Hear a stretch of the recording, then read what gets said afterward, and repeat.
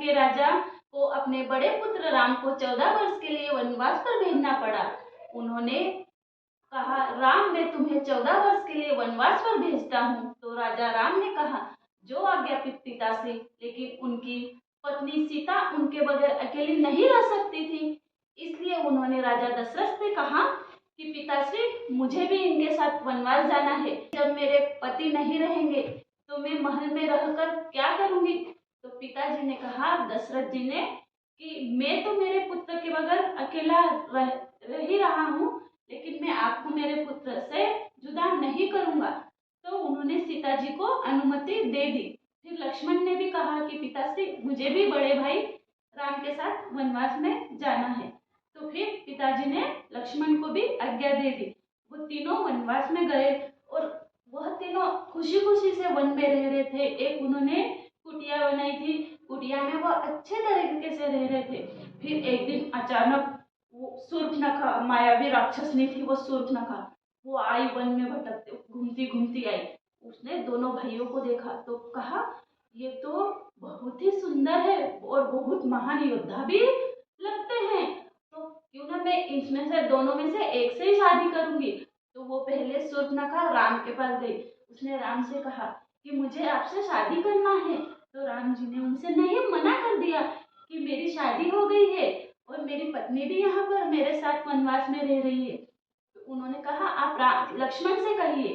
फिर शूर्पणखा लक्ष्मण के पास जाती है और लक्ष्मण से कहती है कि मुझे आपसे शादी करना है, क्या आप मुझसे शादी करोगी। तो लक्ष्मण ने नहीं बोल दिया। फिर वो लक्ष्मण को बोलने लगी, उसने अपनी मायावी शक्तियों से खुद को बहुत सुंदर बना लिया था। वो तो एक राक्षस नहीं थी, लेकिन उसने क्या करा, मायावी शक्तियों से वो सुंदर बन गई। फिर लक्ष्मण को कहने लगी, मैं इतनी सुंदर हूँ और आपको पसंद नहीं आई।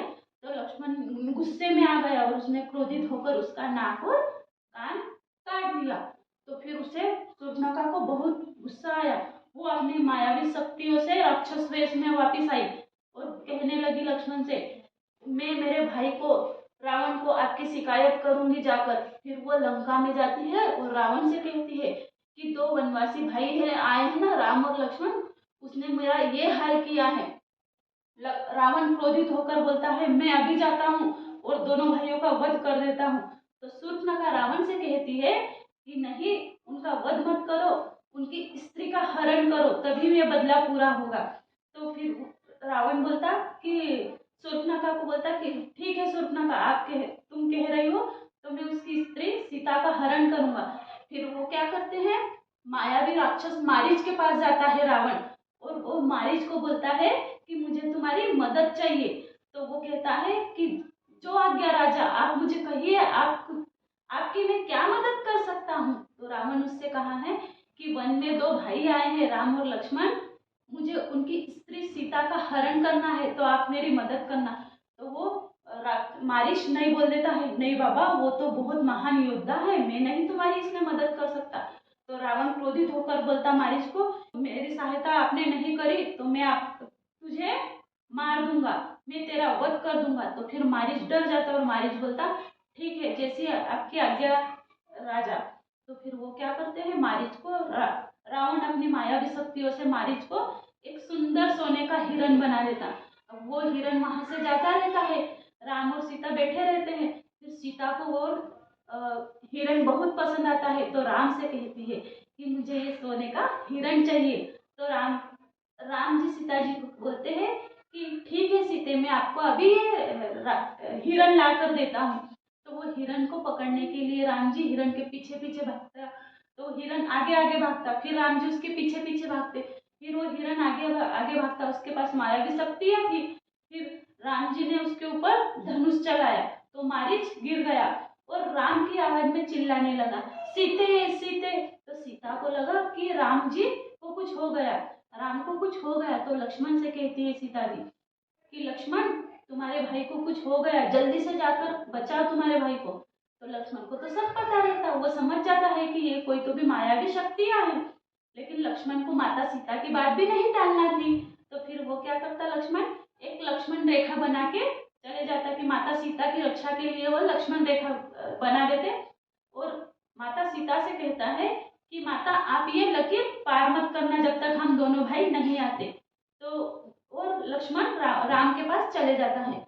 ये सब रावण देख रहा है और रावण फिर है ना तो साधु वेश में आता है भिक्षा लेने के बहाने से, और सीता के पास आके बोलता, कुटिया के बाहर आके, भिक्षा दे ही।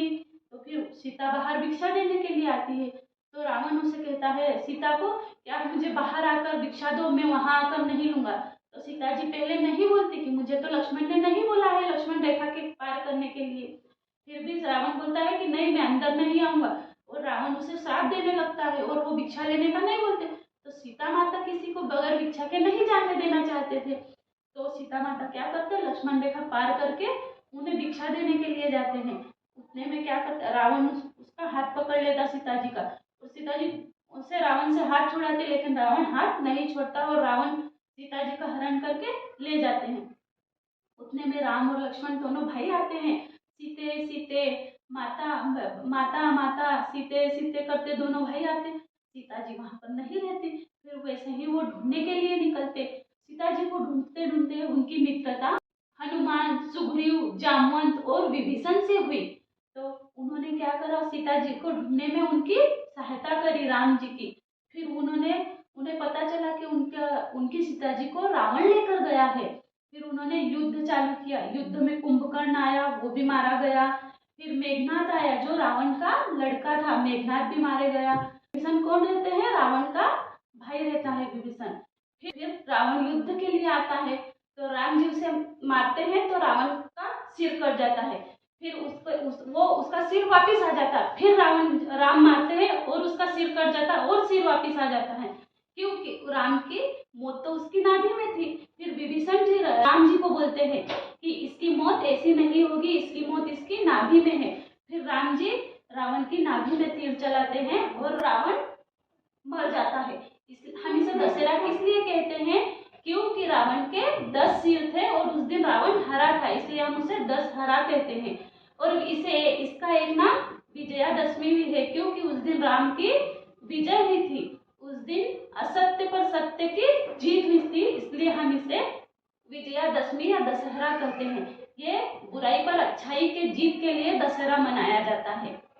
समझ में आया आपको?